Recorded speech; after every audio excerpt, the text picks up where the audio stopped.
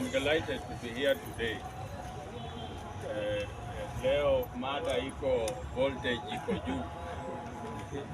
Wale wangwana wako heckle leo.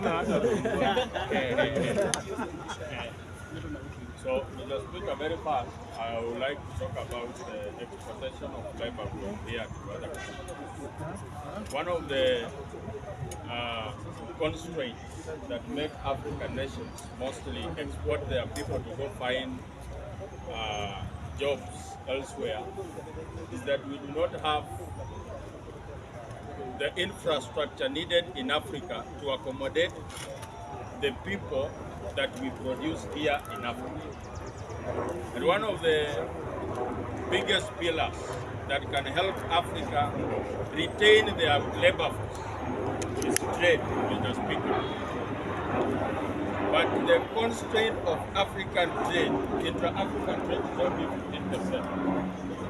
And when we talk about increasing that, we have constraints here in Africa. One of the first constraints is, I have said, infrastructure. Because if you have to travel from Nairobi to West Africa, and the French are coming from France to West Africa, the French will be there faster than you. Because we have not built a transportation network that can link all African countries. I read when our ON was a special envoy for infrastructure at the AU, he proposed what we call the Trans-African Beltway, which is a railway line from Lamu, from the port of Lamu to Bunge in West Africa. And he also proposed that we have fiber optic connectivity in the whole African continent, so that can help us.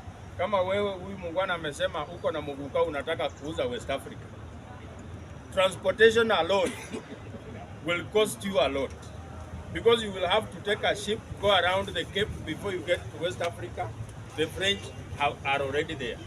So how do we increase intra-African trade so that we get jobs for our own people? We must work with the infrastructure that is not sufficient in Africa today. Another thing, Mr. Speaker, what's the other thing? The free trade agreement between Kenya and European Union. One city in Europe, the GDP of London alone, can run the economy.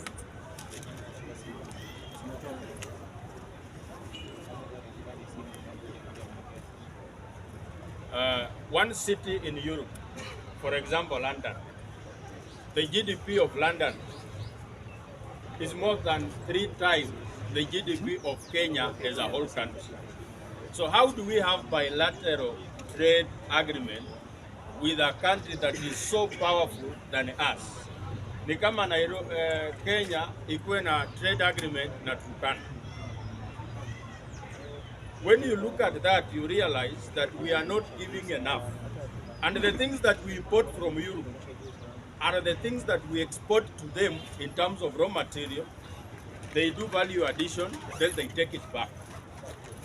Hii kahawa tunakunywa hapa ni third grade. Ile imebaki ile uchafu kabisa. First grade tumepeleka Europe. Then when a member of parliament wants to take coffee here in Nairobi, he takes coffee that is imported. Imepandwa hapa Murang'a, ikapelekwa Europe, ikaongezwa piloko ikarudishwa, sasa ndo tunauziwa na bei gani. Sasa ndio tunasema, for us to be at par with the European Union, we must be an industrial hub. We must look for ways of exporting finished products instead of exporting raw material. To export a finished product of coffee, it will give us more returns than when we export a raw material of coffee. So,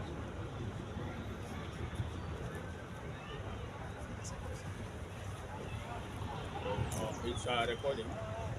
So what we are saying is, by now, Africa, we are still lagging behind. When we talk about empowering ourselves so that we do not export labor to those other countries. There is a gentleman who gave an analogy that summarized this whole conundrum. That in the beginning we had the American panda that had taken over trade in Africa as a whole. But the American panda has long retreated to the forest. Then there came the European bear that has also been dominating trade in Africa. It has also fallen asleep. As we speak, we have the Asian tiger that is now dominating. We need to look for ways of waking up the African lion. So these other animals wamekuwa na their own regime. They have retired. We need to wake up the African lion that is asleep in the forest of Congo. It has been walking around the Atlas Mountains and along River Nile. That's an analogy that only you can understand. Mr. Speaker, as I finish, allow me to take to solve a problem within our house before I settle on my behind. During the day, on that day we commemorated the Social Justice, World Social Justice Day.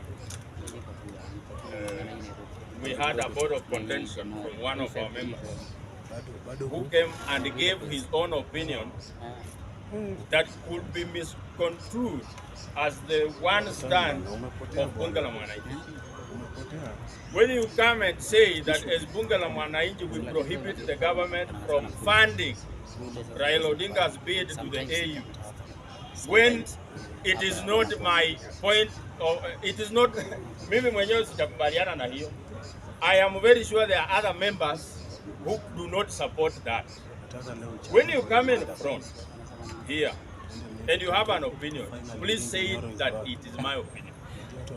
Because today, if we are so careful and we care about money that is being used by the Kenyan government, as we speak today, we have a modern dice it's going to be built there at the State House, costing taxpayers around 600,000. Imekataliwa hiyo. Then we also have renovation ya hii nyumba ya DP.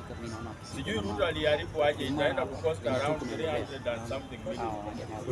Before we tuende tupige kelele eti pesa inatumika kufund Raila's bid at the AU. If there is any Kenyan who qualifies to be funded by every coin a Kenyan produces, it is Raila Odinga. Because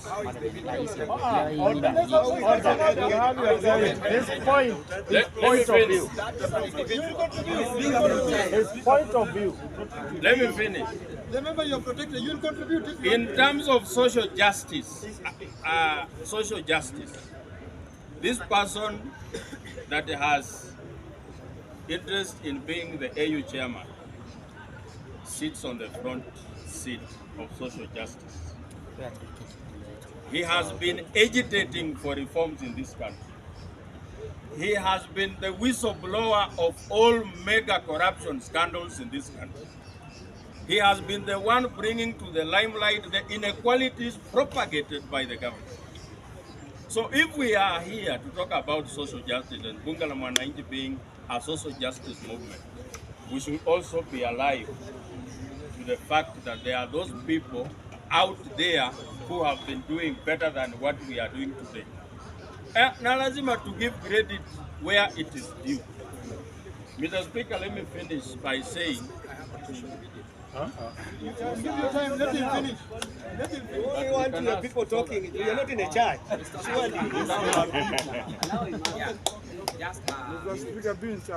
you, Mr. Speaker, for giving me the opportunity to distinguish your dignity.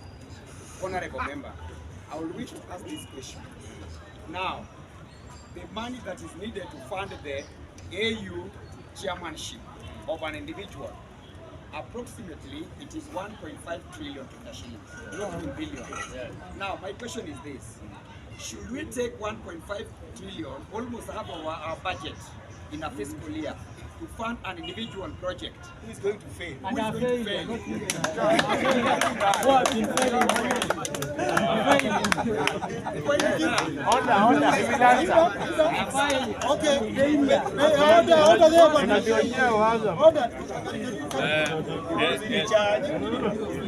As I respond to the question,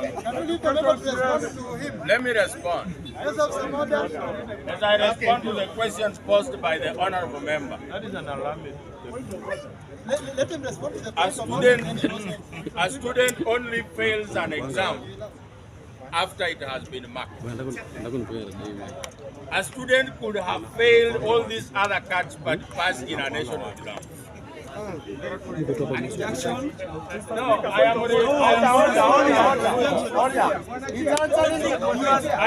not done answering.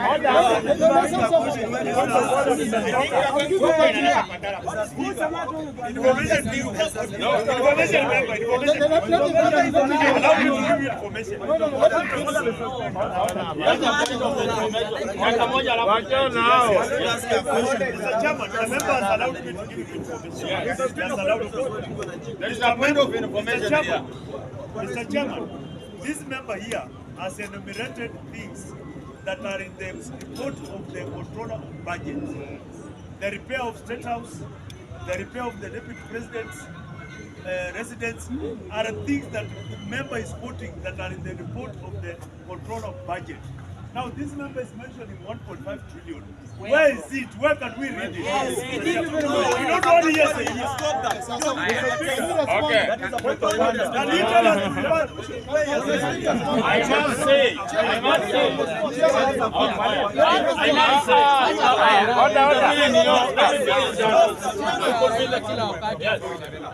Where, Mr. Speaker?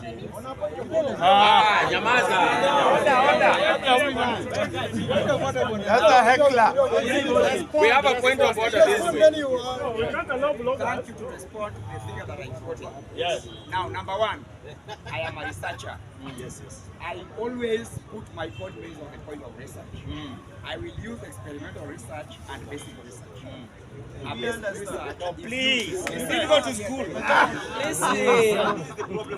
Let the member Put refer a to area the one. report of the control of budget or auditor general. Where are you getting your point? I am giving you my point. The basic research is used to find an immediate solution. The research is this. For the government of Kenya, Situtulie bwana. I'm winding up. Kama ongea Kiswahili uelewe. Okay, come on, let's go. I am speaking on our motion. Hey, I'm going to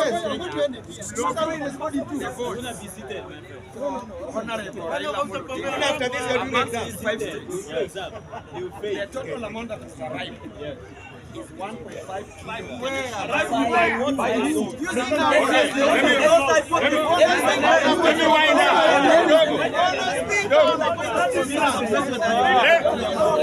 Let me wind up. Let me wind up. Haya. Bunge la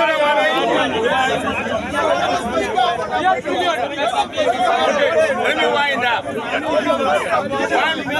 1 minute, I wind up, then we go. Mr. Chairman, can you dismiss Let me wind up one.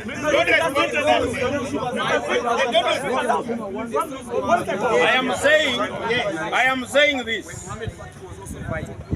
There is no one official document anywhere in this world that confirms the allegations made by the honorable member here. Yes. That is a mere smear campaign against our candidate. Let me now go back to the point that brought me here, to the motion. In order for us to stop exporting our young people, a member speaks according to the content he has. Ili tuwaje kutuma wasichana wetu kwenda Saudi Arabia kufanya kazi, we must do one thing that was proposed by Honorable Kwame Nkrumah, that a divided Africa is a weak Africa. The things that this honorable member proposed when he was on the floor are an antidote to the problem that we have. An antidote to the problem that we have. You cannot travel by road from South Africa to Nigeria without facing transportation constraints on the way. We must deal with that. Instead of us relying on the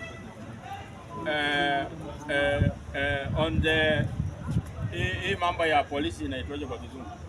Police.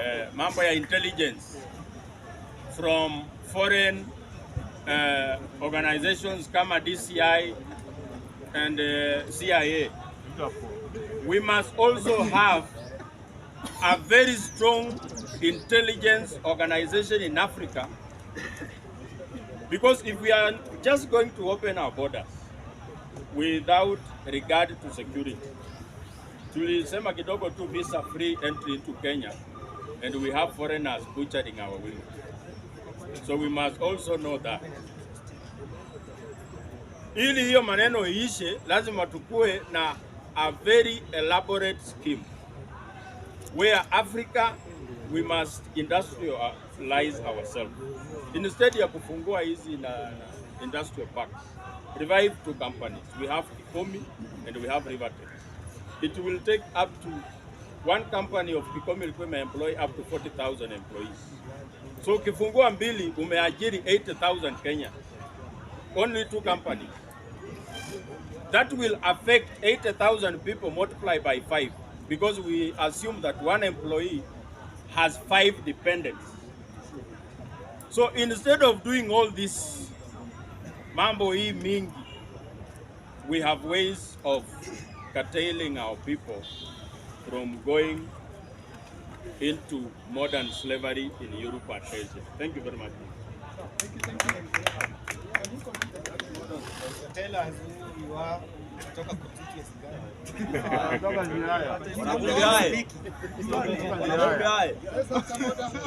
Wanabunge hai. Mimi kwa majina naitwa Linus Ochimo Mondi, ni member wa bunge na nimekuwa member wa bunge siku zote. Kuna issue ambayo inaniumiza sana nikisikia wanabunge ama Wakenya wakijadili. Issue ya pili ya niliposikia rais wetu ambaye ni msomi anaongea akiashiria ya kwamba Wakenya watolewe Kenya wapelekwe nchi za ugaibuni kwa sababu ya ajira. Very shameful. I feel very shameful to an extent that najiuliza what is education. Na kweli Wakenya wanasoma? Kama kweli tunasoma, are we going to find a solution by exporting our labors as factors of production? Are we going to sort out all these problems that Kenya has? Today, tunapata a lot of Kenyans hawana ajira, wanalala nje. Wakenya wengi hata ukiangalia sasa hivi wameongezeka hata kwa impact. Where are we going to get this solution? Nimekuja ukiangalia from the research perspective, kuna what we call the zero net economic policy. The zero net economic policy ambayo leo hii hata Britain wana embrace, wamekuja wanasema ya kwamba let us do away with what we call the taxes on investment. Wanasema tuna kampuni nyingi ambazo sasa hizi zimetoroka. Kwa nini tusiziregeshe nchi yetu kwa kutoa taxes ambazo zimekuwa imposed kwao zikakuwa shida zikatoroka? Kenya tumeweka taxes mingi sana kubwa ambao zinafanya wanabiashara wetu wanatoroka hata wanaenda kwa majirani. This is the problem that we have today, and we need to talk about this problem. We are shifting the balance ya kutoka kwa zile the reality issues which are burning us, tunakimbia kwa exporting our problem to another countries and dispensation.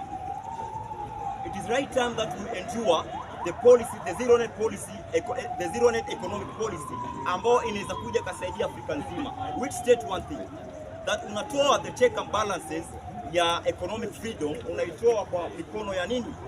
Unaitoa kwa mikono ya investors, ama hiyo burden ya biashara unatoa kwa investment unaileta kwa mwananchi ambao ataajiriwa kwa zile investment. Suppose sasa kuna nchi nyingi sasa zingetarajia kuingia Kenya. But wakiangalia the environment, the business environment in terms of now paying taxes vis-a-vis kwa zile kampuni ambazo zinataka kuingia wanapata the unfavorable. Why are we creating unfavorable situation, unfavorable environment for businesses ambazo zinataka kuingia kudwell in Kenya? Why are we doing that? Then we are blaming our people in terms that tunakuja tunaona ya kwamba the way forward ni kwa export the labors to the outside society, which is wrong to me. So it's now a time for bunge la mwananchi, as bunge la mwananchi come up with policies ambazo zinaweza fanya nini? Zinaweza expand our business unit in terms of now creating sustainability forums za biashara ambazo zinaweza ku-expand the deficit of now the balance of the profit. What we are saying is this. Kwa nini iwe Mkenya mwenyewe hata anaumia kufungua biashara? Kijana kama mimi nikipata $100,000, kwa nini sifikirie kufungua biashara? Nafikiria losses than kufungua. Kwa sababu ya zile taxes ambazo tumewekewa. Naona ya kwamba kuna danger na sioni opportunity, naona danger. Ni wakati wa serikali kutengeza this environment ambayo yatakana iwe very aware of now the situations around na ziwe zinaweza ku accommodate this awareness to an extent ya kwamba expand economy yetu in a long run. Ndio maana nimesema kwamba tunaweza kuja tukaiangalia the zero net policy, economic policy ambayo sasa hizi Ruto anaiongelea katika senate yao. Ivory Coast wamefanya, na ukiangalia in 2 months ago Ivory Coast wameendure imeleta a total of 230 investors in 2 months. Watu wametoka Brazil, watu wametoka Singapore, watu wametoka hapo wanakimbilia Ivory Coast just because they have done away with what? Taxes on the basis of the investors. Investor anakuja Ivory Coast anapewa shamba bure. Anaambiwa this is the land, do what you want to do for these certain years, then you are going to pay this. Our payment ni uajiri wa Ivory Coast. That is final. And they came to realize one thing, that ile pesa walikuwa wanapata kwa mtu mmoja wanapata zaidi kwa Ivory Coast wengi ambao wameajiriwa kwa zile kampuni na zile factories. This can be a solution that we Kenya needs. Solution yetu hailai kwa sisi kutuma watu wetu nje. That to me is another slavery. So we don't need to think there. So mimi namalizia Mr. Speaker kusema kwamba vikao kama hivi ndio atakana zishow na zilete direction katika bunge letu kuu, zilete direction katika uchumi wetu na katika nchi yetu, na ziweze kumdirect rais kama serikali. Namalizia nikisema tena ya kwamba sisi wa Kenya ndio tuna ufunguo ya nini, ya uchumi wetu. The responsibility ya economy yetu hatutamwachia William Samoei Ruto as a president. He is the custodian of the law, but is not the custodian of our economy. Ni sisi wenyewe kukuja kwa meza kusema ya kwamba this is what we want and this is what we need. Na wafate vis-a-vis now what the people are now facing at the floor, ili tuweze kuendure hizo vitu zote tunataka kufanya in the long run. So nimemalizia hapo kuambia Wakenya kwamba we are not supporting exploitation of our labor as factors of production. Tunataka waketi, let us come with policies ambazo zinaweza ku-expand biashara zetu in a long run. That is good. I think we are in the right trajectory due to gender balance. Can we also introduce some people? Brenda is here. Brenda, can you? Bunge la wananchi. Bunge la wananchi. Bunge la wananchi. Bunge la wananchi. Ya kwanza tunasema umoja ni, si ndio? Tunasema umoja ni, si ndio?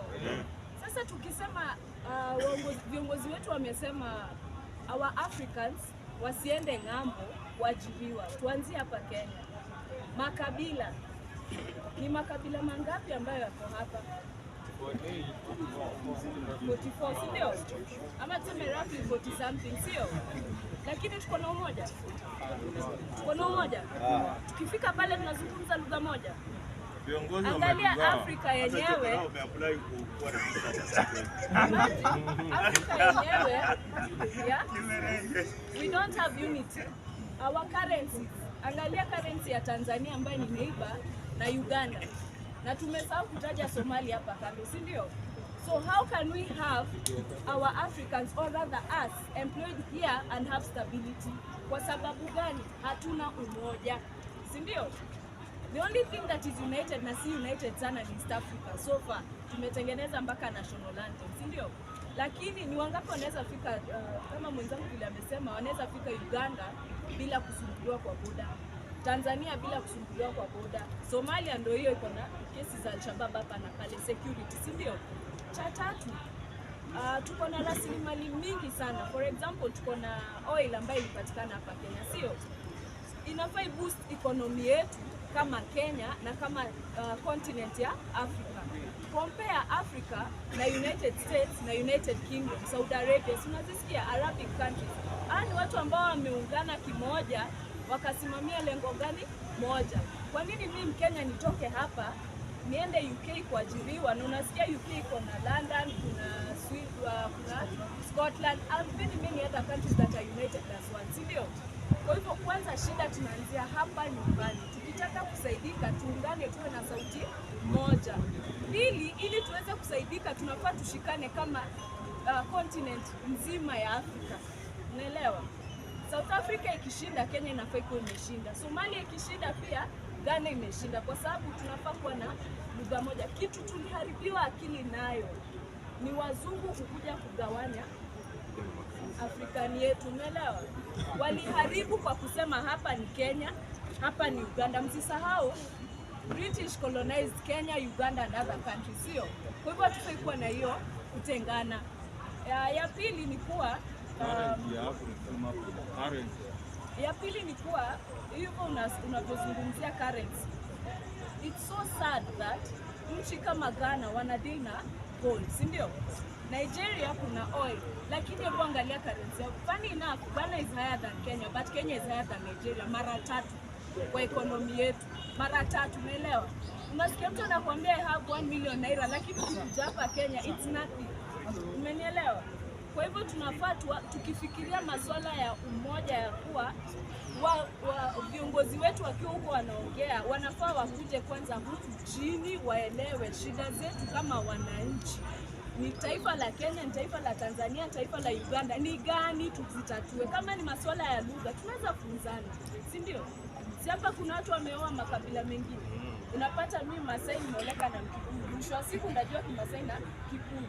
Kwa hivyo haifai kuwa ati Uganda wanaongea Kiuganda na sisi tunashindwa kuongea, maana hiyo ni Bantu. Umeelewa? Kwa hiyo hayo ndio mambo ambayo nimeonelea. Asante. Karizeni wote. Kwanza nataka kutoa shukrani sana kwa bunge la mwananchi, na nataka kutoa shukrani zaidi kwa wale wamama na wasichana ambao mmejitokeza siku ya leo. Thanks to the forum yenye ilitengenezwa pale, hatukuwa tunajua kama tuna meet hapa every Thursday. And I want to say as a woman, and a very strong woman in politics, ya kwamba we are going to support this fully, kwa kuwa sisi wanawake tutakuwa tunaonekana kwa hizi forum every Thursday. We'll be availing ourselves. Kwa ndio maana nchi ikuwe inasikika, pia wamama wanaweza kujitetea. Kwa hivyo on today's motion kitu nataka kusema, I just want to put some more emphasis na kitu yenye Brenda alisema. If we are not united kwanza, even as Kenya kwanza, there is no way hizi motions zingine tutakuwa tunasema yes or no. We have to be united. For that motion atisemekane itapita ama itapita, what are we doing as Kenyans? Hizi mafactories zenye zote zimelala, start with Mumias, EPZ, hizo zote zingekuwa zina employ watu, kweli watu wangekuwa wanaenda nchi za nje. Let us empower our own here first. Let us get, as Kenyans hapa, you see we are going to other countries as cheap laborers. But them wanakuja hapa, look at, we have gold. We have very many resources in Kenya. But wao wanakuja, wanazi-exploit, wanaenda nazo nchi zao, and then they start employing us. Look at the rate of dollar right now. And even so, I want to speak mainly hata kwa ile they voted from the motion kidogo. See what the parliament ilipitisha jana, stories za housing. Mimi kama hata mtu mwenye natoka Kibera, a resident of Kibera, I'm telling you that project is 50-50, positive and at the same time negative. kwa sababu unapata hata ina impact kubwa kwa wale watu ambao inafai wakuwe wana benefit na hiyo project. Sasa, all I want to ask ourselves is that let us be ready for these motions. Let us prepare adequately. Like today, I've been caught barefoot. Sikuwa najua what the motion is for today. And it is not nice kuja usimame mbele ya watu and you do not have facts. As a debater, ningependa to have even more facts so that I can debate here, even to be heard at the parliament level, ya kwamba we are either saying yes or no to a certain motion. So I want to say thank you so much. You will be seeing us. Wanawake wengi watakuja, we are going to mobilize our ladies to come. I am an alumni of University of Nairobi. Nilikuwa nakuja hapa nafikiri naangalia and you are thinking ni watu hawana kazi. Ni watu hawana akili. But I'm telling you, nimeona zile brains zimefika hapa. Tunatosha. This is a bunge la wananchi original. Wacha wale wanataka. Kipira tuko juu. Some of them wako pale, they cannot even debate. Wako pale to warm their chairs. There's a lady yesterday kwa ile forum yenye tulikuwa nayo alikuwa anatueleza kuhusu. I am telling you, kuna wabunge wengine they are not even empowered, they cannot even debate, hawajui hata mambo yanaendelea. But hapa hivi nasikia watu wana debate and I'm saying I'm at the right place. Thank you so much for this forum. We'll be going together pamoja. Viva la viva. Mandama. In 2 minutes, kindly. Mandama. Senior. Hapo kama mwana. Hapo. Bunge la mwananchi. Bunge la mwananchi.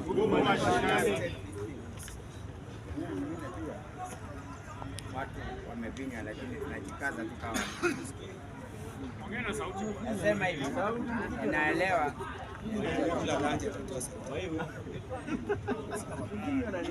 Naelewa kwamba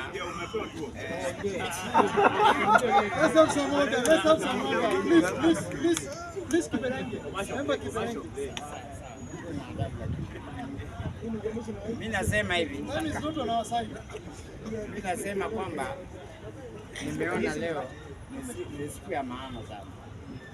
Kwa sababu jambo la kwanza tumepata wageni wale ambaye waliona akili zile zinakwama ndani ya bunge. Ya pili, tunastahili hata kujipigia makofi kwa sababu ya Mungu kutujalia na sisi tukajikakamua tukajaribu kurudi yule bunge ile ya hapo awali. Kwa sababu hiyo ni jambo ambalo tumejaribu, ambayo mtoto mdogo kwa na adabu, majikosea adabu. Mambo ni mawili. Mtoto akisimama siku ya kwanza, ujipiga makofi. Wewe ni mtu mzima. Tumejaribu bana point of order. Aenda kwa motion.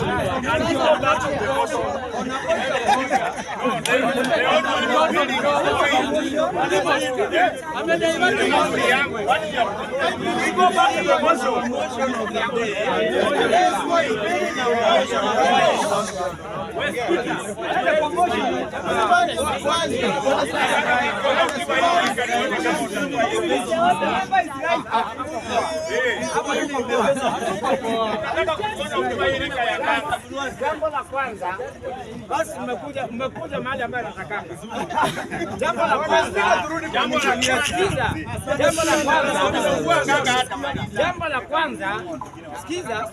la kwanza, mimi nimesomea kukaa na wajinga. Hapo mimi nabeba kulingana na ujinga wenu. Ndio kama wewe ni mjinga.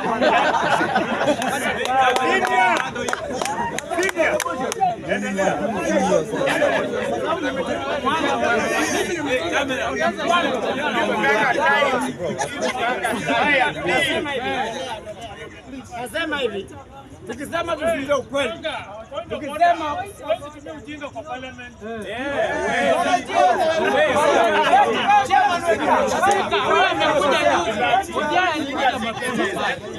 Walipo alichukua microphone.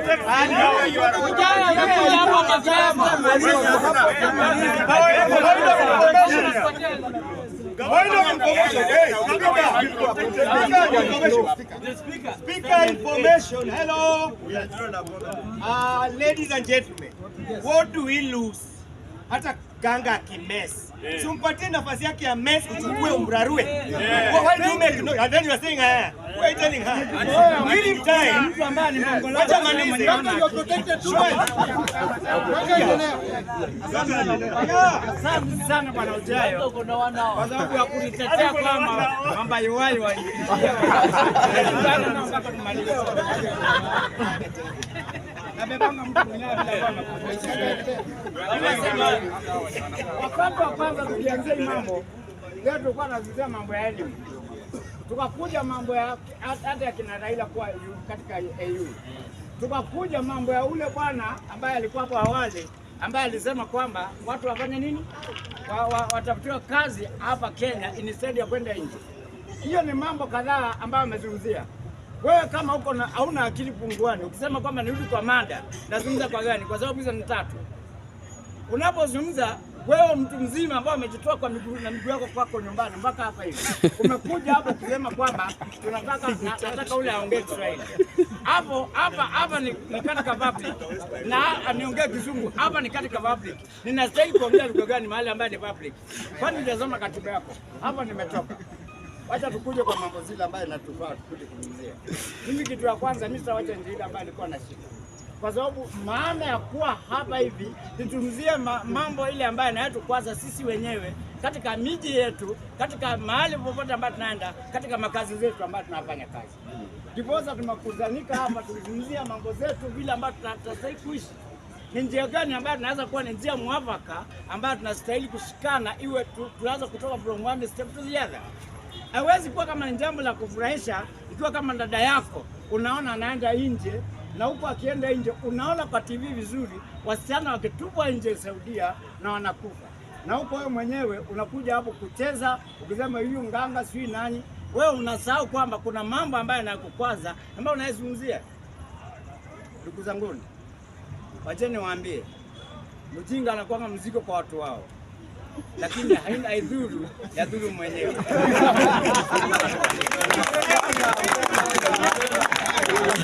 Msamiati huyo.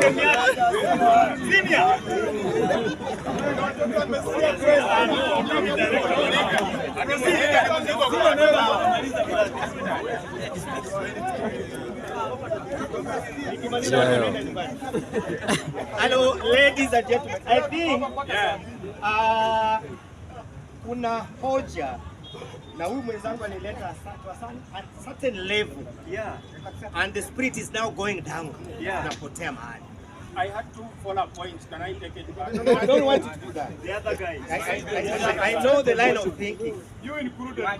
Now, allow me say this. If you are not smart in school, don't do it here.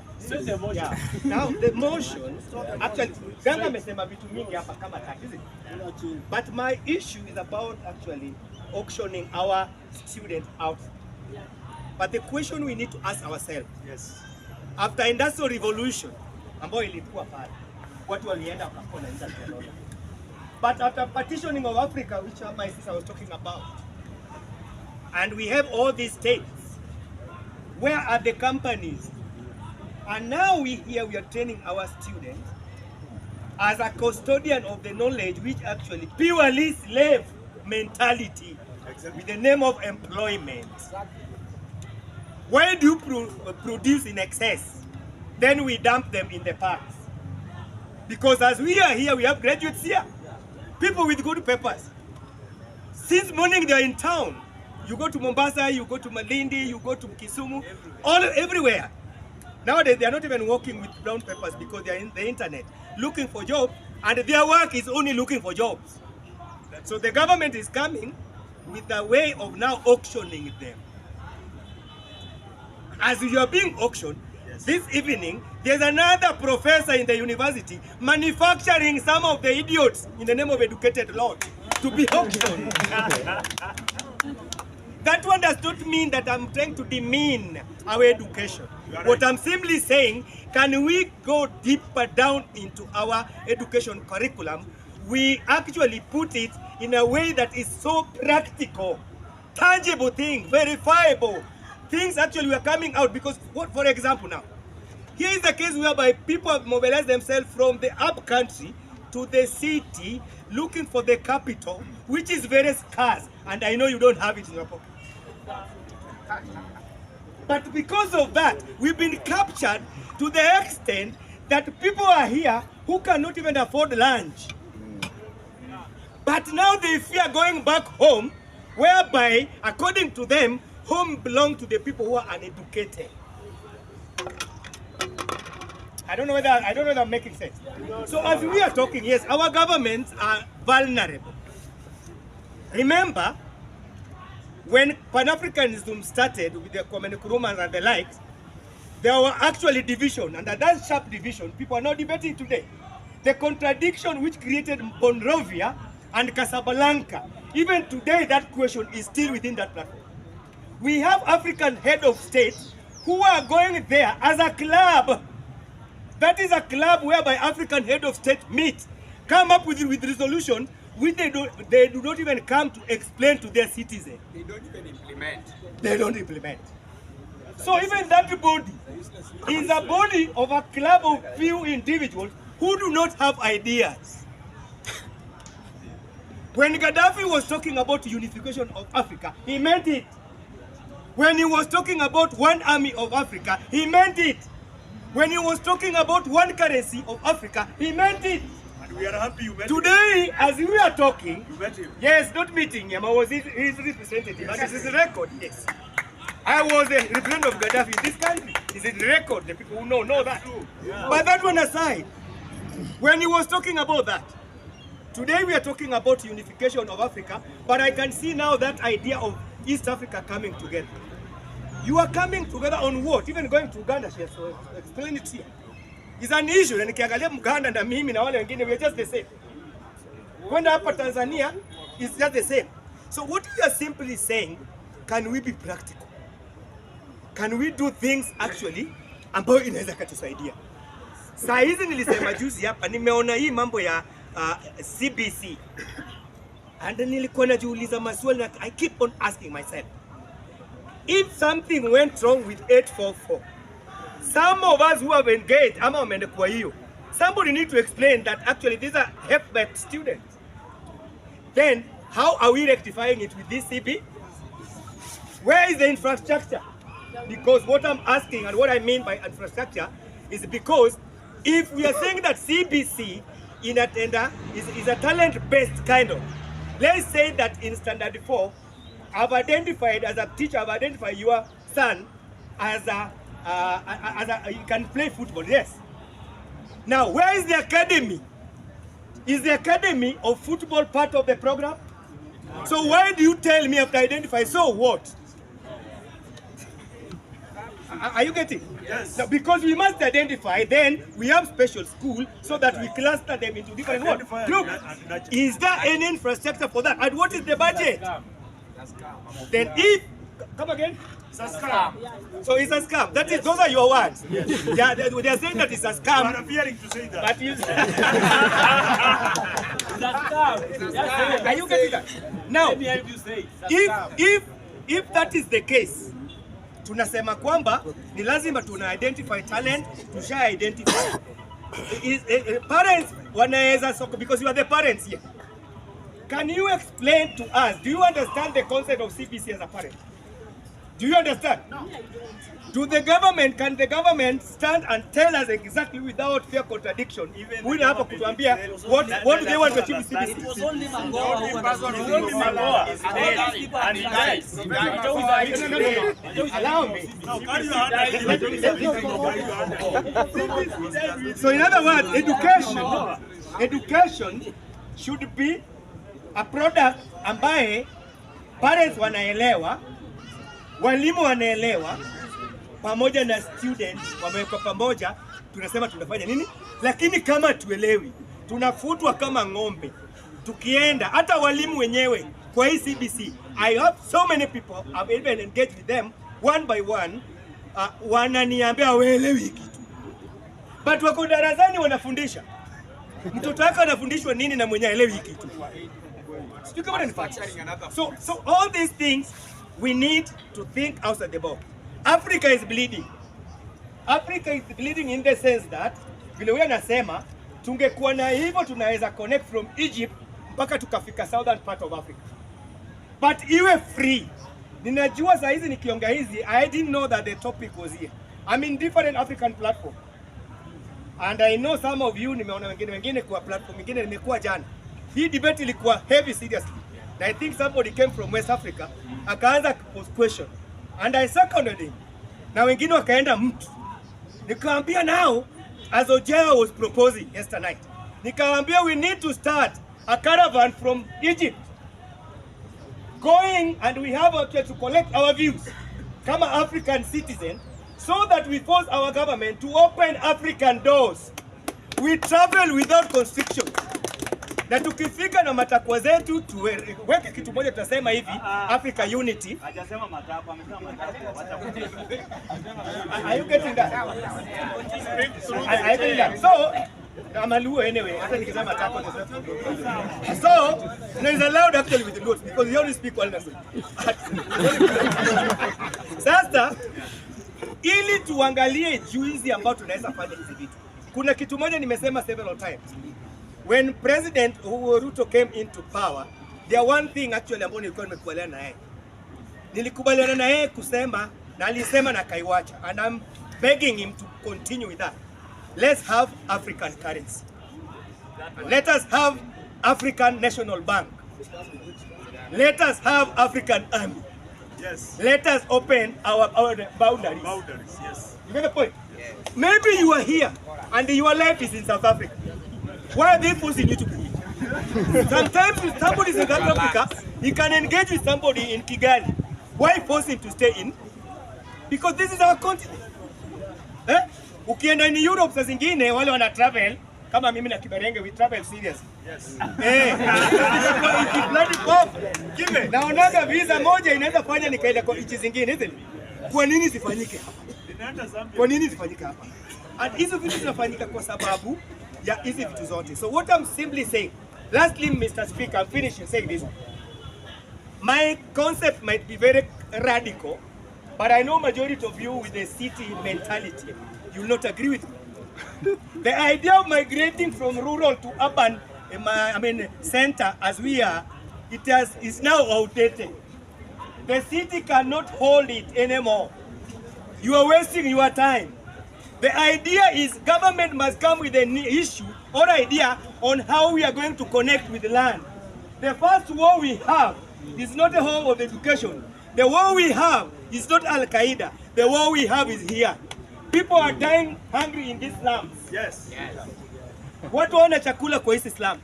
Exactly. But because of the mentality of the town dwelling, you cannot go back home. There's life in the rural areas. There is life in the rural areas. Once upon a time, Mr. Speaker, I'm finishing. I was living here going to another state. And I met with some people from Scandinavian countries and Philippines. So wa Filipino wale walikuwa pale, there were a group of people hawaongei Kizungu. So funny enough, when we were traveling, kuna hizo vitu gasia watu wa ndege unapata feel. So another one came to me because akaniletea hizo vitu, help me feel we are going. So nikisoma passport ninapata passport tunafanya profession gani? Fisherman. So unasikia watu wa Kenya wanafanya? So nikapata fishing is a serious thing. Na walienda kwa some Scandinavian country, wanaenda for another training, na wanaenda kukutana na saa hizi as we are talking, watu wale wamefanya fisheries and all that. Kuna wale wamefanya hizi vitu, sio? Wao wenyewe hawaendi kwa lake ama kufanya nini? Wanatafuta kazi Nairobi na kuna bahari. Amefanya fisheries. Mtu amefanya agriculture, amefundishwa jinsi ya kupanda kitunguu na nyanya, education yetu inamuleta hapa kilimo house atafuta kazi. Lakini ukulima iko wapi? Iko nyumbani. Now, the problem is not the students. The problem is the crafter of this curriculum ambayo imetoa half product in the name of educated fool. So we need to go back to the what? So that muende kule nyumbani watu wafanye biashara. I'm not talking this way. Mimi nikisimama hapa, mimi ni mtu wa Nairobi na mimi ni mtu wa nyumbani. And if anything, mimi si wale walikuja Nairobi. Mimi nimeishi Nairobi when I was young. But I came to realize that in fact there's life what? But I'm here in Nairobi. Kama nimekuja juzi because of your forum, I'll be going back. I'm working in Nairobi but I'm home. Do you know why? My home is not a burial place. That is the center of everything. I must be there. You can repeat Ikiwa mbaya sana, that is where you connect. Na hizo mababu zao wenye walikufa, unaambia pale ni kwa babu alizikwa nani. That is where you connect. Hapa si mahali pengine. I know that one is now spiritual. But that is the reality. We must connect back to the land. Sitting at the city, mtu atakuambia unajua Nairobi kuna pesa mingi. Lakini Nairobi pia kuna tabu mingi. And if tukiangalia machura zenyu hapa, hii si sura ambayo inaishi vizuri. Kwa sababu, and that's the truth, even if you laugh, you know pesa ina adabu. Pesa ina adabu. No, listen. Listen. Point of order.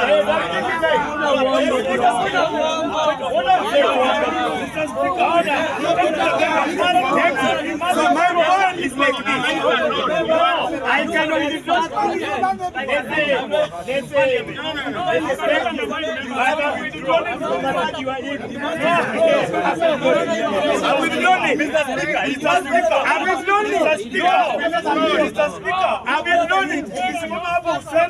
Kuna wezi hapa na mtu mmoja aseme kwa nini unaongea kuhusu mimi? Mr. Speaker, sir. I'm finishing by saying this. You know, can I tell you one thing? The beauty Why are you bitter? The beauty of money is very arrogant. The money know how to defend itself. Money inajua kujidefend. Na hata ukiwa naye hata utaambia watu kama unaye. That is the beauty of money. So I don't want to say whether you have it or not. But I'm saying young people, hakuna employment inakuja hapa. Na usikufe kwa sababu you are waiting for the employment. Please look for a way how you can connect with the reality. Na nikimaliza nasema, kuna wengine wamesema hapa guy ulikuwa unasema mambo ya connect. Watu wako na ideas hapa.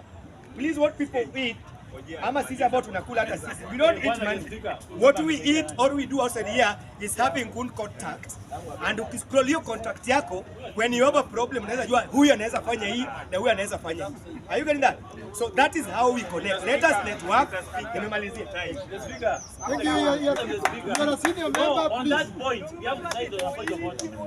This is a senior member who has worked in the government for a very long period of time. He has been a member of this bunge. What has he done for this bunge? I will remember him.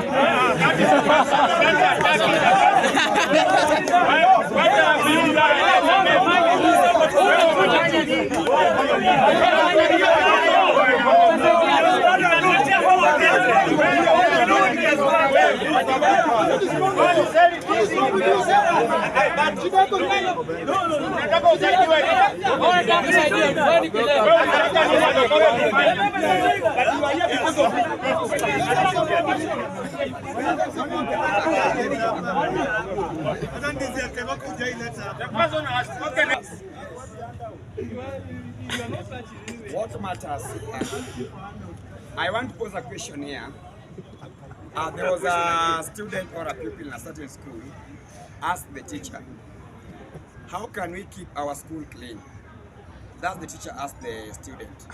The student respond by saying this, by staying at home. The teacher asked, how can we keep the school clean? The Nana responded that by staying at home. Now, the point have been driven at home. Number one, as we come here to debate, let us try to use the time stipulated by the speaker well. Come here when you have already developed your point. Don't come here and just start developing your point. You are going to waste time, and then time is money.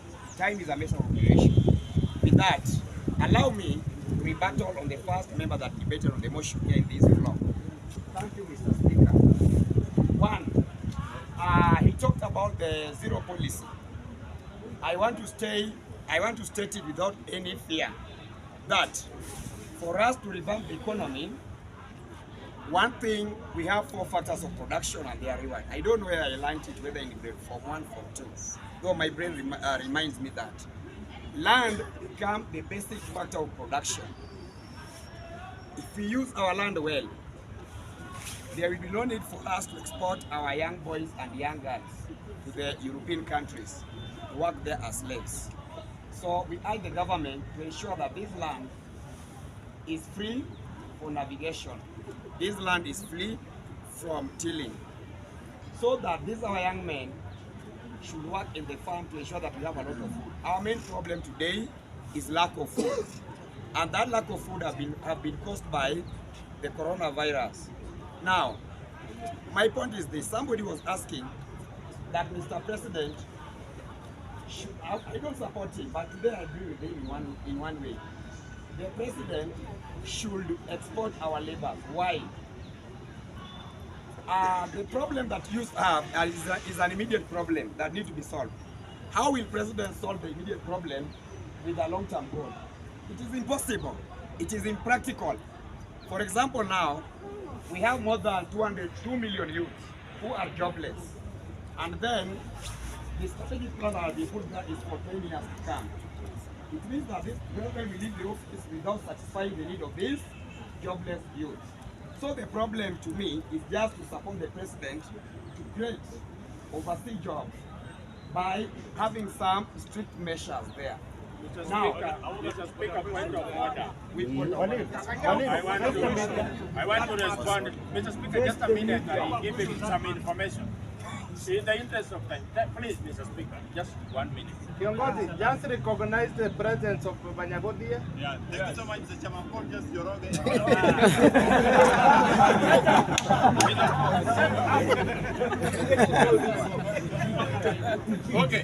Okay, Mr. Speaker, the honorable member has spoken so eloquently about the president having a 10-year plan. I remember in his manifesto, Mr. Speaker, when he talked about his plan to make Galana Kulalu work in terms of creating food security for people. It was supposed to be an immediate action. How many presidents do we have?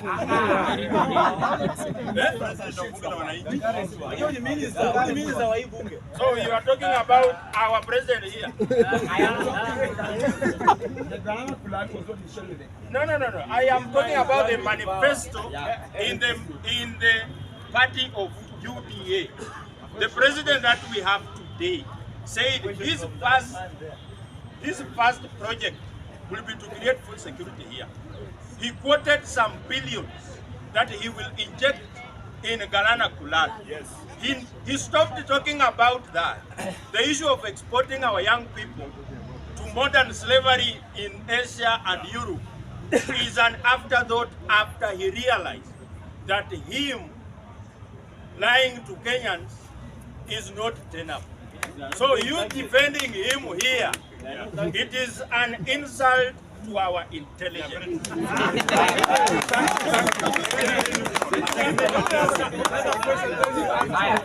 correct you, the member was not eloquent, he was articulate. He's not eloquent. Members. What I'm saying, I am not promoting that act, but what I'm saying, for us, Question is allowed. You can answer all of them. Yeah. My question is about the health. The president said he's ready to export our labor, take our mines outside there so that we can earn something. Now my question is, how is he exporting our mines outside there, yet we ourselves, we don't have people who can serve us? We are short like of in doctors. Gomez, there's a dispensary whereby only one nurse is on duty. When she's sick, the dispensary is closed. Now, why should he export our mines?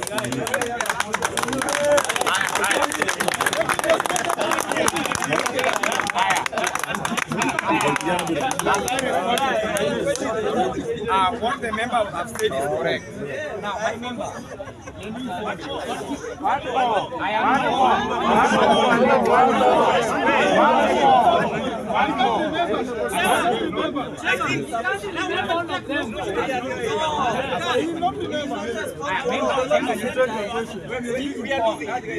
be informed today that in Kenya here we don't have problem of labours.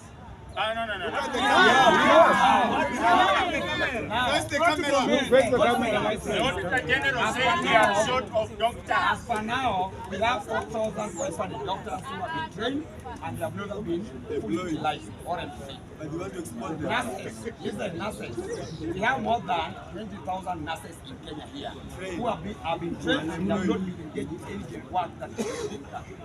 Now, the question is why the governors were using the strategic plan of 2012 to employ the current doctor, and then the strategic plan of 2012 with the current the strategic plan of 2012 the strategic plan of 2012 economic plan of employing doctors and nurses with the current situation does not work. So the governors asked the treasury to give them more funds so that they employ those who are already there with the current plan. So they are not matching. So we don't have the problem of labours here. Labours are there, but now we want to give them what can match their experience. Now, to the question of the zero policy,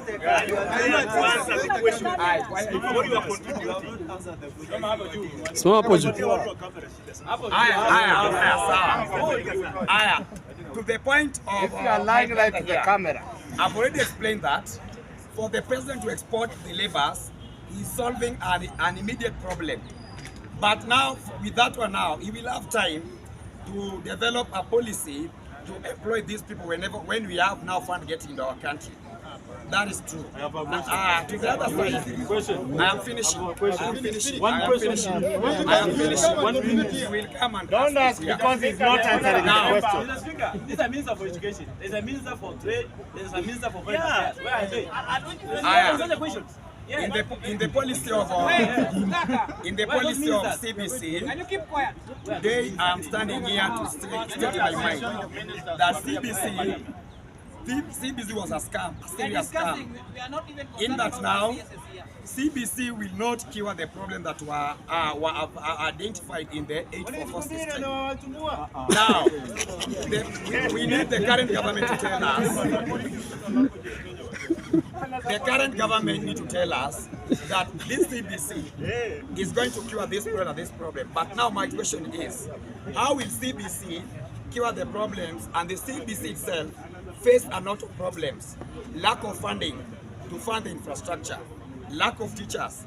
The teachers that have been trained, the survey says that out of 180,000 teachers that were trained in 2018, only 18% qualified, meaning that 22% never made what was required. So how are they going to handle the CBC if they don't know the blueprints of the CBC? The last one, how is the government giving us the burden of CBC, the parents? Yet the government is the one that wrote this Mogul curriculum. So my point to the president, wake up, come up with a plan that can be fulfilled. This plan that you come up with is an ambiguous plan, is an amorphous plan that will give you a lot of headache for you to implement it. Thank you. Thank you so much. Stick to time. Yeah, 2 minutes. Bunge la Mwananchi, 2 minutes. Bunge la Mwananchi. Okay.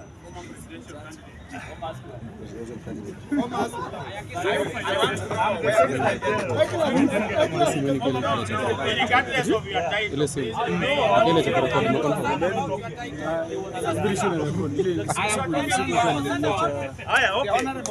Okay, member. I want to know why.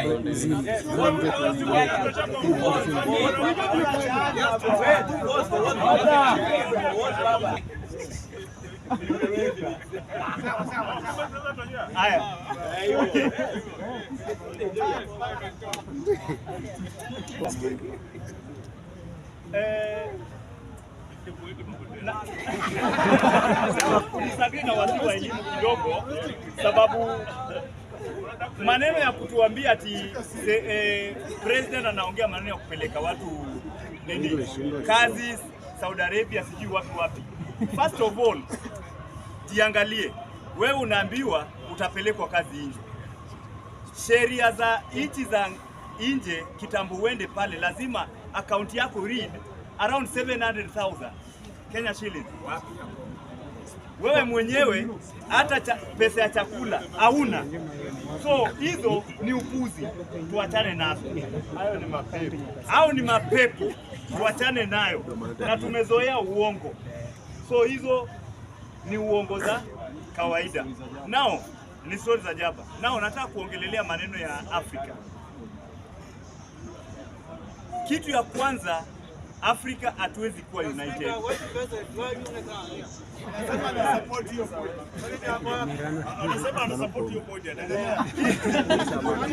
Kitu ya kwanza, Afrika hatuwezi kuwa united. Simply because tumetenganishwa ama tumegawanishwa na wazungu. Na hao wazungu ndio bado wanazidi kutuongoza. Kwa hivyo hata AU pale wakubwa wakiwa pale Ethiopia, hizo ni maneno zinasemwa na zinaisha siku hiyo. Hakuna siku ile itakuwa imewekwa ya kwamba sasa inaenda kutengenezwa na ikue. History, tunaambiwa tusisahau history ambaye imetulea hadi tukakuwa hivi. Akina Kwame Nkrumah, waanzilishi wa Afrika, walianza hii maneno ya Africa Unite. Hadi wa leo haijawahi kuwa. Simply because wazungu wanafanya ile kazi ya divide and rule. Kama tunataka Afrika to unite, njia ni moja. Na hii njia nimejua ni kuna watu wataipinga, but njia ni moja. Ile njia akina Burkina Faso, Guinea, I'm not talking about coup.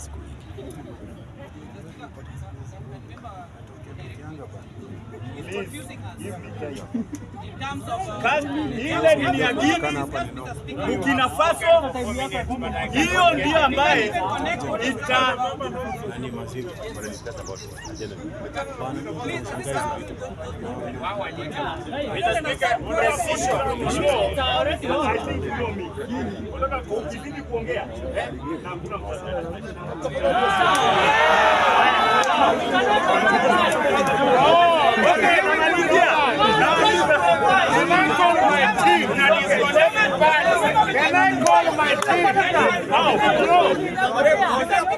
You know why I'm saying you know why I'm saying tuende style ya Burkina Faso. Right now, ukiangalia Burkina Faso, Traore ametoa French wote. Speaker, you are guys in such a talks in this parliament. That's very wrong. I'm not talking of overthrowing the government. The speaker has run away.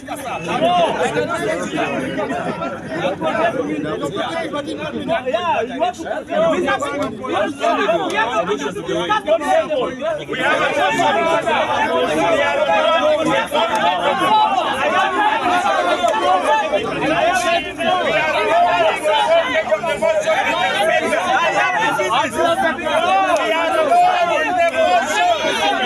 We cannot continue like that.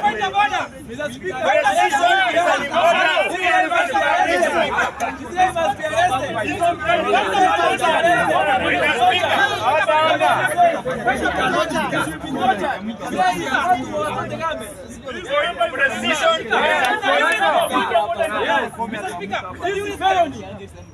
we are here to discuss the motion. Yes. Before this committee and before these members. Yes. We can't allow member to divert our mind to the nonsense of conquering and to Africa and whatever. Yes. Can we discuss what we are discussing?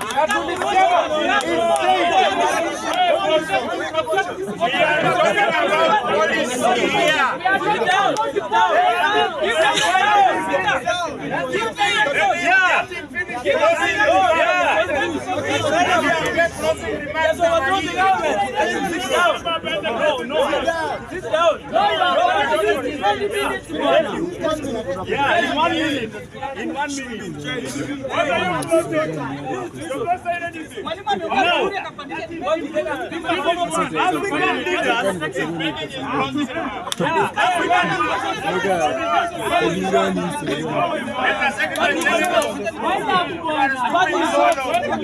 Okay, I'm winding up. Yes, I'm winding up.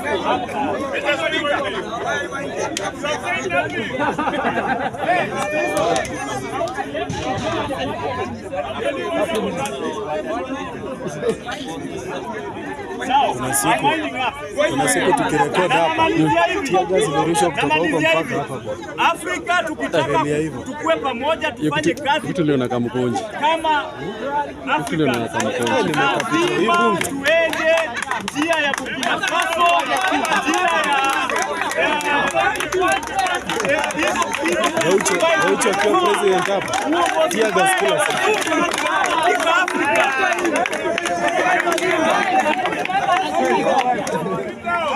Bunge la mwananchi. Bunge la mwananchi. I want to talk for only 2 minutes to restore the sanity of bunge. Precision is a very important skill in public speaking. You must frame your points well and be on time. So as I restore the sanity, I want to say this. The education system we have in Africa is a conveyor belt of people who should be a workforce for the colonial elite. We have not changed that. We have not changed that since the inception of our country. For those of us who are students of history, we know how the world civilized itself. We start by agrarian revolution in Mesopotamia before we come to industrial revolution. In Kenya and Africa here, we want to start with industrial revolution before we go to agrarian revolution. We must start by making people food sufficient. We have inadequate food within the borders of our continent. And yet we are here talking about education systems. Tunaongelea mambo ya AI. We are not yet there. We must start from the ground. And we have a regime that believes in a bottom-up metamorphosis. I don't know what is their problem, because they have engaged in a trickle-down metamorphosis. Let me take them back to class, because I was once in class teaching how to teach, learning how to teach, but I stepped out. So in 1 minute, I want to say this. I have been asking myself questions. Why is it that we do not have subsidiaries of companies like Aramco here in Africa? We do not have a subsidiary of a big company like Google or Mercedes-Benz in Africa. Because of the taxation that we have in Africa, it discourages investors, hence creating in unfavorable conditions for creating jobs. The only companies from Europe that has come in Africa, the oil companies and the telecommunication companies. And we can talk about Safaricom, na Shell, na zingine. I was listening to our president one of these good days. It is funny how he compares Kenya and Japan, the taxation of Kenya and Japan. He quoted Japan taxation being at 34.5% and Kenya being at only 15%. How do you compare Turkana and Nairobi? Because in Japan, 70% of their population have their stable jobs. They are an industrial hub. In Kenya, a student who is a graduate, a field extension officer of agriculture, is seated at the jobless corner pale Kencom waiting for a job. For us to go there, to attain such levels of European Union standards, we must start from the bottom. Africa will not develop herself the way Europe did. Europe developed herself by looting. They took our gold. By enslaving people. In Africa, we have nowhere to go to enslave anybody. Tukiwa hapa Nairobi, some of us have 10 acres at home. Waga tunakodisha tu, watu wanapanda miwa na tunakuja tunafanya kazi ya soja, tunalipwa 13,000 hapa Nairobi. Let us go back home. And to that point, ladies and gentlemen, I rest my case. And Thank you. We have our women representative here. that order. Gender parity.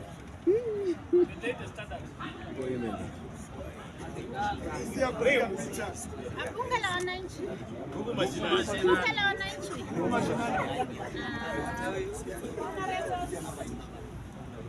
Our visitors. Good evening. Sauti. We as a women rep of Bunge la wananchi want to talk about 4 things. 1, population. 2, security. 3, education and health. Population has become so high in Kenya for only 3 months. Yeah, people coming from outside without passport. Hata inashinda watoto wenye wamezaliwa sasa. Utakuja kukosa kazi, ule mwenye ako na pesa mingi atapatanga hizi manyumba kubwa. Talk now. Utakuja kukosa chakula, unga itarani hadi ikuwe 300, ule mwenye atakuwa na pesa yatanunua. Sisi wananchi, the common wananchi will just go on suffering. Yes. When I talk about health, yes, I was following about this book of social NHIF. It's not bad. 300 ule wa chini. Watu wanalipa vile kunalingana. I have a question. How about those people who are sleeping here? Kama wana kazi, watakaje? Nani atawatetea? Secondly, hizi vitabu zimegawiwa kidogo. We have so many people who are not educated. Yes. English, ile mzito. Talk now, talk. Yeah. Hold me to wisdom. We want the president before having an NHIF. Ukiangalia hospitali, those who are in shift, unaweza enda at night, you maybe get 2 doctors at the shift.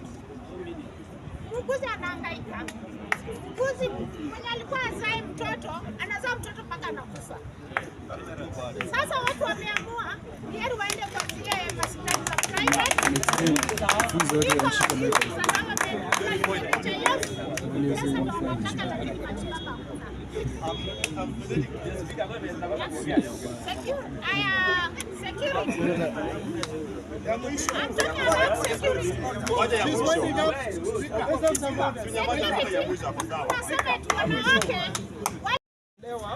Na wajui tunaongea mada gani, ndipo unasikia wengine wanaenda kando na yale ambayo ilikuwa sababu wanafaa wakuje mapema.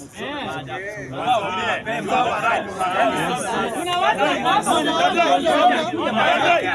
wamechelewa kwa traffic jam. Sio kila mtu ako na M-Pesa kama wewe. Wewe kama unalipwa ukiwa umekaa hapo, wacha story. Wewe sema mada kwa tunataka kujua. Okay, we are a social movement.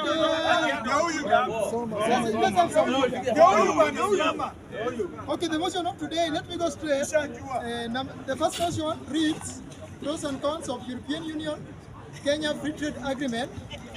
What is it to our economy?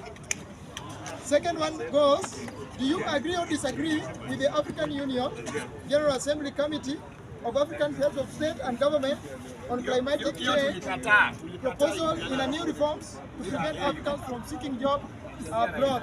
Those are the things we are talking about, and I request members to stick within the debate. Haya, asante sana. Kwa dakika yangu tatu, Mr. Speaker. Nasikia ndugu yangu anasema hapa nilimishe watu. Najua Kiingereza. My fellow members.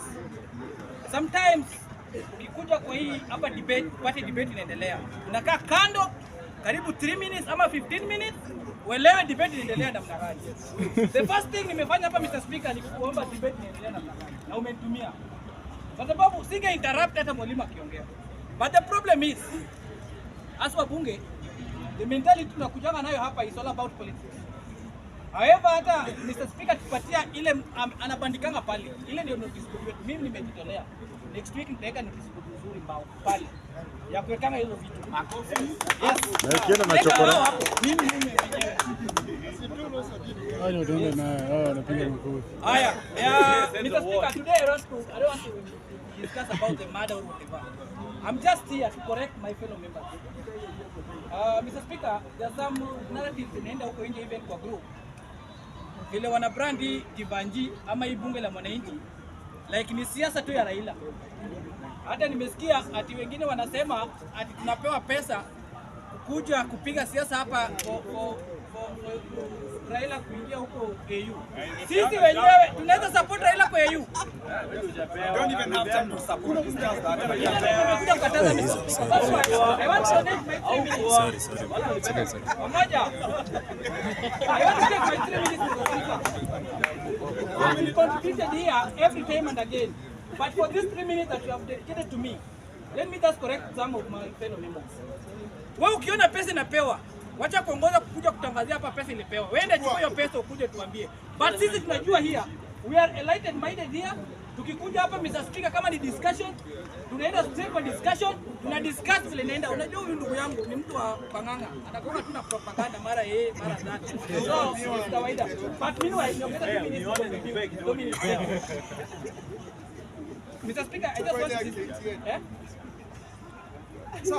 uko sawa? Ngoja hiyo.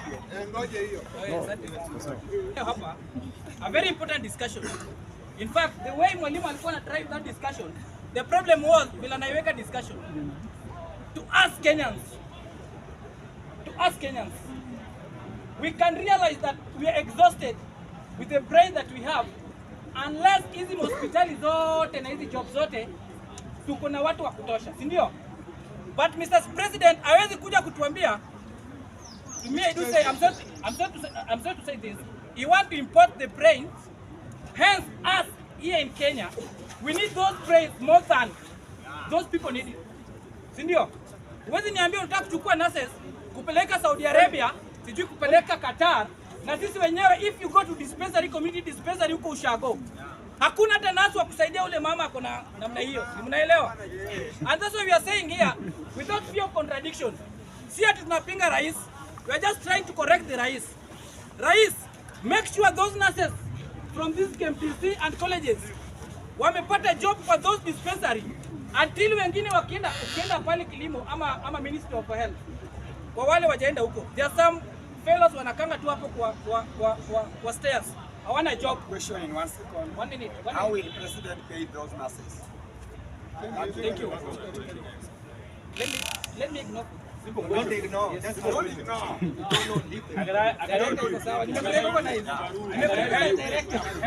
If you go to Ministry of Health, sometimes na pale kilimo ama maji, there are some fellas wanakanga pale kwa stairs case because hawana job. Hiyo inatuambia yenyewe hapo wameandika watu wa kutosha. Na kama mtu ananuliza ati government ama serikali president italipa nurses aje, huyo president mwenyewe alikuwa na manifesto akatuambia vile anaenda ku create jobs. Hizo jobs alikuwa anaenda ku create, alikuwa anataka kulipa watu na nini? Atuambie, because job is not about even nurses peke yake. Kuna watu wamefanya hata teaching, kuna watu walifanya education. Hao wengine vile anaenda kuwalipa, atuambie anaenda kuwalipa au manurses aje. Because huwezi tuambia that you have to export. You have to export our brains here because you can't pay them.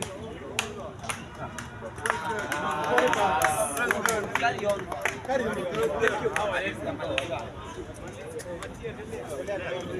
Thank you. So, as I finish, we want to tell Mr. President. Karibisha tu.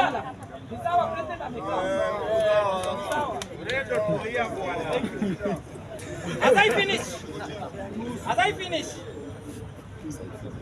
William Samoei Ruto, for now, you have to spare us about this idea of exporting our better brains to other countries.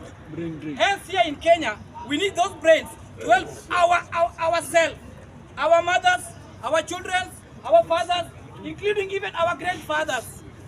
In our dispensaries, we don't have doctors and nurses. Hence, you want to export nurses and doctors outside the country.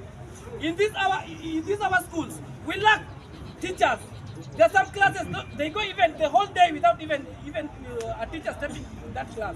But you want to export teachers to go outside, at least for other people to get learned. Hence, this hapa Kenya.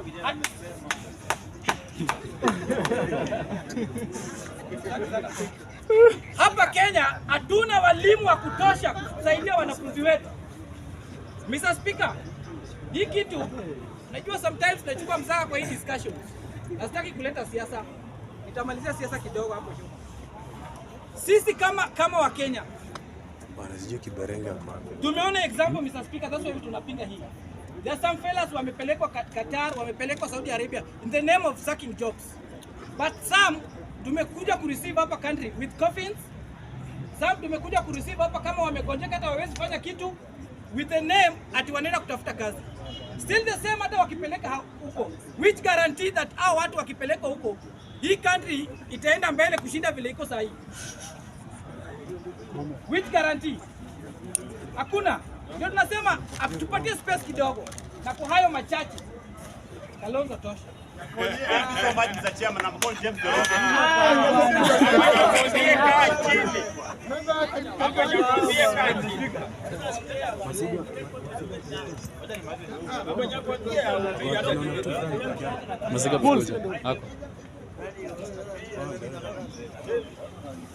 Thank you, Mr. Speaker.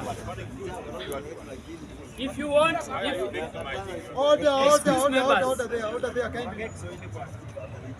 If you want to know the government which will drive us somewhere, we must check their commitment. We must check their commitment. And when you check a place like China, in 2010, they had a commitment or 10-year vision plan that they want to make 20% of their population multi-millionaire. And I was reading somewhere by 2020, they had achieved that vision. They had also had a plan, a contingency plan, to make sure they are uplifting the beggars. We have so many beggars in this town and in this country. People who are jobless, people who are visionless, and people who are planless. Because the government has given us pressure and has subjected us to that point. Our government must give us the plan. And we are asking this government, the current government, to go back to their manifesto and give us the plan. We are asking them to give us the plan of where they want to drive us. J.F. Kennedy of America kept on telling Americans that he wants to take them to the moon. And he meant that. J.F. Kennedy, yes, that one. So, Mr. President and his government must give us the commitment and must help us to know where he is taking us as the government. So he must give us the plan, and we are saying no to people who are being transported to work elsewhere. We need those people to work here, and we need bunge la mwanainchi, social justice movement. Tunafaa kukua kwa front line. Na tuulize hii serikali plan yao kuhusu sisi ni gani na wanatupeleka wapi? Vision 2030 ilienda wapi? tunafaa tuambiwe employment zile walituahidi ziko wapi? Asanteni sana.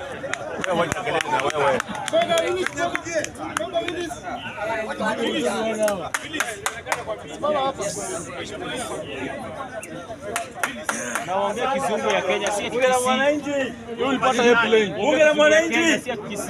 Wewe mandazi tunafika hapo baadaye. Ongea address bwana, tena mandazi. So ongea bwana. All of the government imeonana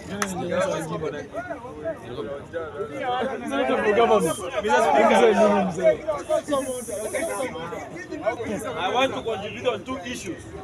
That is the European Union and the issue of exporting watu waende kufanya kazi ya huko. Number one, mambo ya European Union hiyo trade agreement sio kitu baya. Kitu ni tukae chini tuelewane tunafaidika na nini. Tuisaini kitu ya USA hapa, USA Kenya agreement. We have never benefited anything. So those things are useless. Those African heads of states wanakaa kula Addis Ababa. They need to sit down and forget about wazungus. They sit down and they come up with their policies, internal policies as African people, so that we can implement on our own. Shida ya Africa, we don't implement what we say. We just talk, we put it on paper, and we do nothing. Number two, I want to talk about the issue of loss of public funds in our country. It is not what the media. Budget, his office or her office is at stake.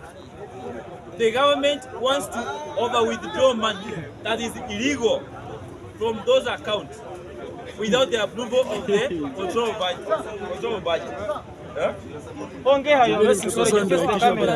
Some issues are wrong. We have to say it. Face the camera. Officers that are independent are being protected from executive threats. So, Mr. Speaker, I want your office, in collaboration with the office of the President of bunge la mwananchi, to write a letter and a petition, office of the President, office of the Speaker of the National Assembly, to ensure some officers are given space to operate within their mandate, to stop this issue of wasting public funds, whereby we are ensuring our sons and daughters are getting butchered in some foreign countries because we are failed to manage our country in a proper and sober manner. So, Mr. Speaker, I want to finish my contribution by saying this way. We as the bunge la mwananchi members, we should push and foster for economic, political and social Okay, 1 minute. 1 minute, kindly, in 1 minute. Wacha huyu jamaa ongee. Toka. Huyu jamaa ongee bwana. Acha ongee kwanza bwana. Unataka mandazi. Okay, thank you so much, Mr. Chairman. 30 minutes basi. Order, comment. Wewe enda huko, tena hivi kwa mdomo. Order. Story yake imejaa bure. Imejaa. Wala hizo. Just 2 points. The only problem we are facing, we have, and some members have echoed it. The only problem we have, our system of education has a problem. Two, our health system is also not good as Africa as a whole. The reason why nasema hivi, for example, we as Africans, and for your information, ukisikianga African Union ama OAU ya kitambo ilikuja because of the the availability of the resources or the people.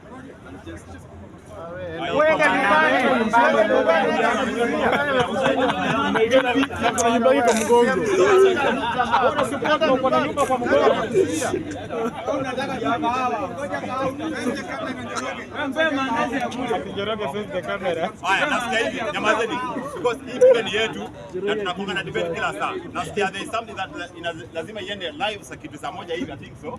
So tuna break kidogo, mwenye na kwa in charge hiyo nini akuje Masika, nasikia ukuje hapa ndio tuende live ndio tutaendelea na debate yetu. Yeah.